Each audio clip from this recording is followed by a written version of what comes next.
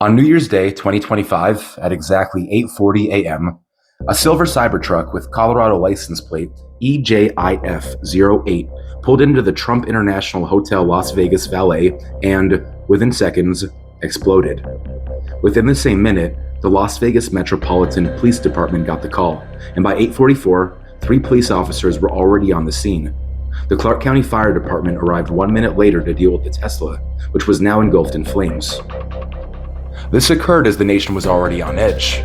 In New Orleans, an ISIS-inspired domestic terrorist had just driven his Ford F-150 into a crowd on Bourbon Street, killing 14 and injuring 57. New Orleans' famed Bourbon Street, now a crime scene as the FBI investigates what they're calling a terror attack on New Year's Day. Federal officials identifying the suspect as 42-year-old Shamsud Din-Jabbar, a U.S.-born citizen from Texas and an Army veteran. The imagery of a bomb exploding at a Trump property just weeks before Donald Trump would be inaugurated as President of the United States for a second time seemed to point to something bigger. Terrorism was the word on everyone's mind. The Tesla explosion injured 7 bystanders. After the fire was put out, police would also find one person deceased. Matthew Livelsberger, a 37-year-old active-duty United States Special Forces soldier on leave from a tour overseas.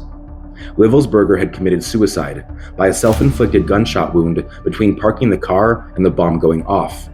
2 days later, former U.S. Navy SEAL Sean Ryan had Sam Shoemate on his podcast to discuss an email Shoemate had received directly from Livelsberger. You come across information all the time. You're here today because of an email you received from Matthew Livelsberger a couple of days before the Cybertruck bombing at Trump International Hotel in Las Vegas. What do you want to tell me? And he said, what I'm going to send you, now these are literally his words, what I'm going to send you is going to change the course of humanity. In the end, conspiracies would run rampant regarding the explosion at Trump Tower. Was Livelsberger killed off property, then had his body put inside the Tesla, driven on autopilot to Trump Tower? Was the body found inside the Tesla even his? Or what if he simply knew too much and was about to come forward with something even bigger?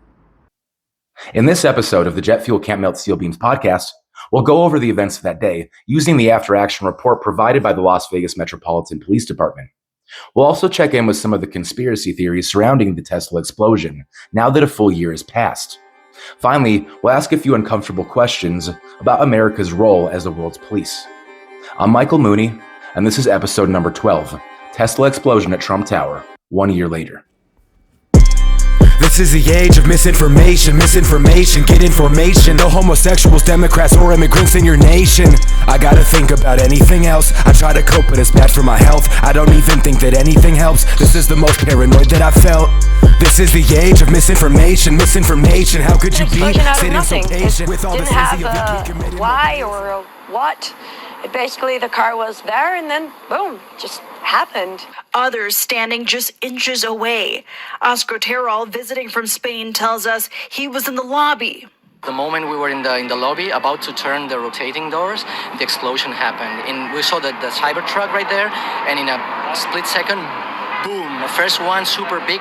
We both fell. My wife was before me, and then a second one, and then lots of explosions afterwards. One of the primary concerns facing the Las Vegas Metro Police Department directly after the Tesla explosion was locating any potential secondary explosive devices. This was made more difficult by the previous night's fireworks, with debris scattering the floor. The police weren't the only ones responding that morning.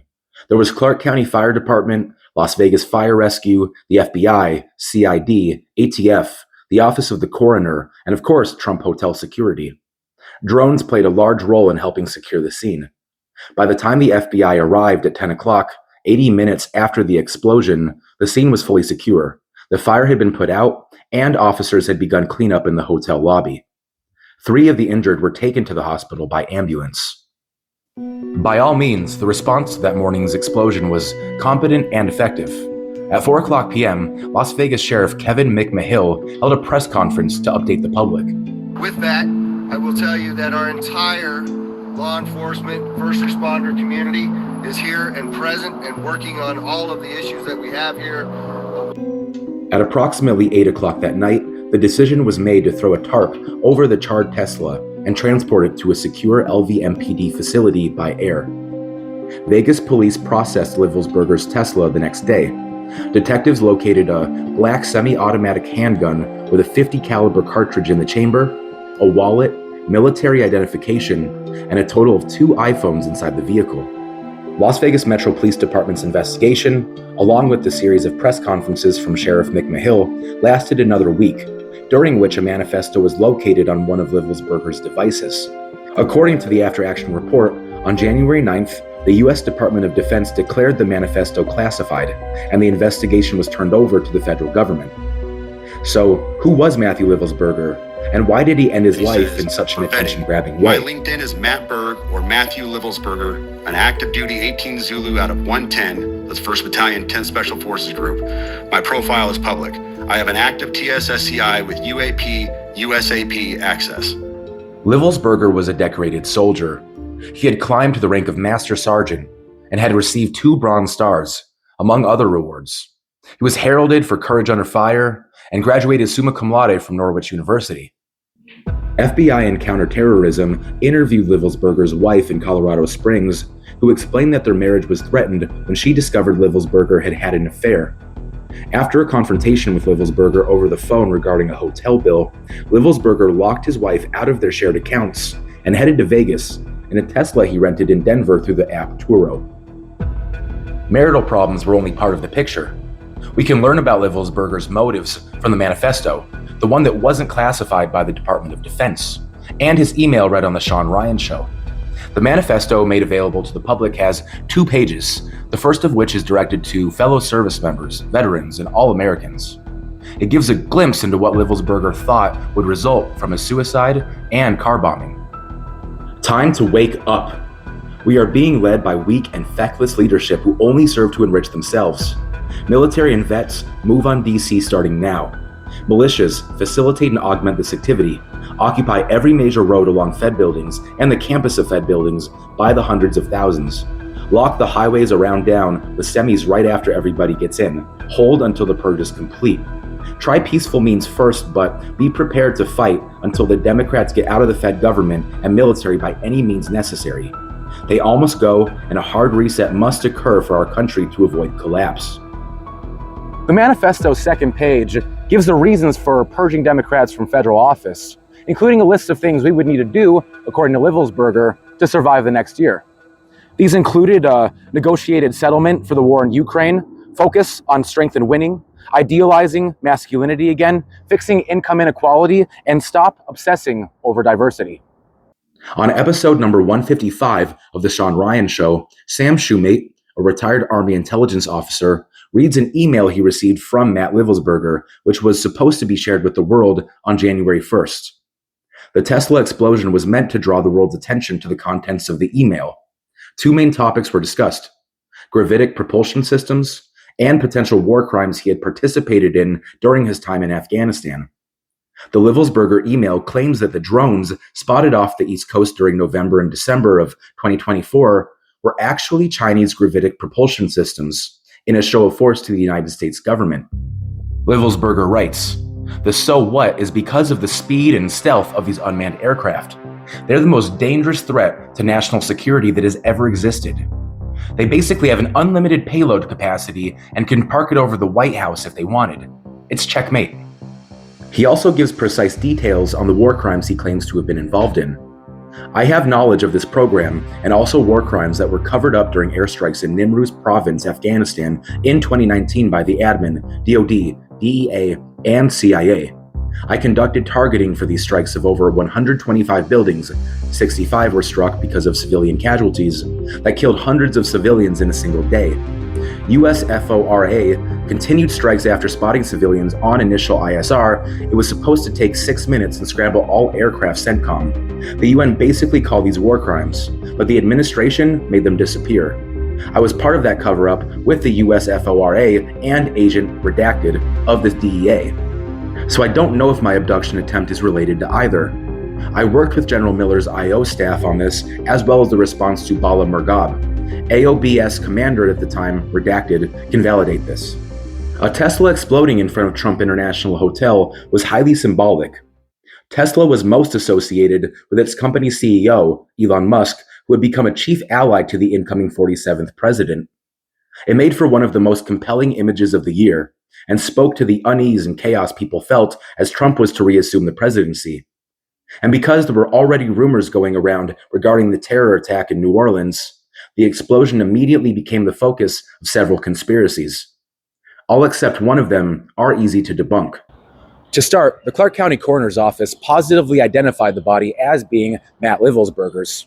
The idea that Livelsberger was murdered and then had his body thrown into the Tesla falls apart under scrutiny.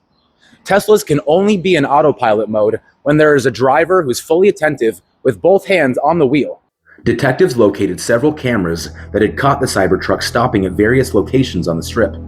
The suspect was seen in one video exiting the driver's seat and dumping what appeared to be an accelerant into the bed of the Cybertruck before pulling into Trump International Hotel.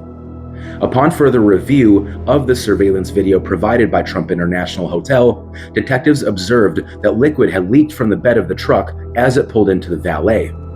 Based on surveillance footage and police investigation, it was determined that Livelsberger did kill himself in the moment between parking the Tesla and it exploding. However, we can't put to rest the idea that someone was out to kill him. Like, just woke up. Dude, I'm fucking shaking, bro. You don't understand. This guy emailed me and told me he was being watched by the FBI and Homeland Security, but they weren't going to do anything to him because he had a VBID. I'm not fucking playing, dude. I have the email. I am shaking, man. This is nuts. According to Livelsberger, the only thing separating himself from his own murder was the car bomb itself, a vehicle-borne improvised explosive device, or VBID. Why would the FBI and Homeland Security want Livelsberger dead? Did he simply know too much? If we can believe Livelsberger, detonating a VBID at Trump Hotel was a way for him to release what he knew to the public in a way that he could control. So in the end, a better question might be this: did Matt Livelsberger kill himself because of what he knew? The answer to that question is yes, but it might not be for the reasons you think. I believe that Livelsberger did what he did because he knew that he had participated in war crimes. It's not hard to imagine that he could have been living with PTSD and a sense of extreme guilt that bubbled to the surface due to marital problems. It is also possible that Livelsberger thought he was doing two things at once: taking his own life and revealing the government's secrets in the process. While I can't comment on the validity of gravitic propulsion systems, confirming Livelsberger's claims about Afghanistan is relatively easy. According to a UN human rights report, the United States did conduct airstrikes on what it claims are civilian targets in Afghanistan's Nimruz province in May of 2019, where Livelsberger was stationed at the time. The UN Assistant Mission in Afghanistan reports 39 civilian casualties due to these airstrikes. While Livelsberger mentioned hundreds of civilian deaths, it is probably safe to say that this UN report describes the same event he alleges to have participated in, especially since the UN's methodology likely undercounted the amount of casualties. The UN's report comes from October 2019. Livelsberger's email to Sam Shoemate brings war crimes in the Nimruz province back into focus, but it wasn't the first time allegations had surfaced. The United States responded to the UN's report by claiming the facilities it struck were for drug processing, making them legitimate targets. Livelsberger's description of a multi-agency cover-up adds to what we already know about the United States' actions overseas. There is one aspect of the explosion of Trump Tower that's hard to dismiss, and it serves as the crux of all the conspiracy theories that survived 2025. There was a manifesto released by the LVMPD. There was an email discussed on the Sean Ryan Show. And third, there was a second manifesto, which was classified by the Department of Defense on January 9th. If there is a conspiracy at play here, it'll undoubtedly involve whatever material the DoD has decided to shield from the public. Perhaps that material simply has to do with Afghanistan, or Livelsberger's claims about Chinese propulsion systems. But what if he was uncovering something even crazier, the real reason he felt compelled to detonate a VBID at Trump Hotel? Thanks to the Department of Defense, we may never know. Here's what we do know. Matt Livelsberger drove up to the Trump International Hotel on January 1st, 2025 at 8:40 a.m. to detonate himself and blow the whistle on a myriad of topics, including the cover-up of war crimes while serving in Afghanistan. Considering everything we've talked about today, the example of Matt Livelsberger begs a few questions about U.S. military actions in the Middle East. Are we okay with what happens overseas, especially when a large sum of our actions will never be discovered publicly? Are the spoils worth subjecting a new generation of American service members to mental illnesses like depression, anxiety, and post-traumatic stress disorder, some of whom may go on to commit acts like blowing up Teslas in front of Trump properties? Finally, what is Livelsberger's guilt and nihilism, both a product of America's domestic and foreign policies, say about the United States? If there is a conspiracy regarding Matt Livelsberger, it'll be spelled out in whatever files the Department of Defense has, and probably nowhere else. Otherwise, the events of January 1st, 2025 are most likely a tragic story that lies at the intersection of mental health, political disaffection, and some crazy-looking optics. Matthew Livelsberger may just be one more example of the cost America incurs for its adventurism overseas.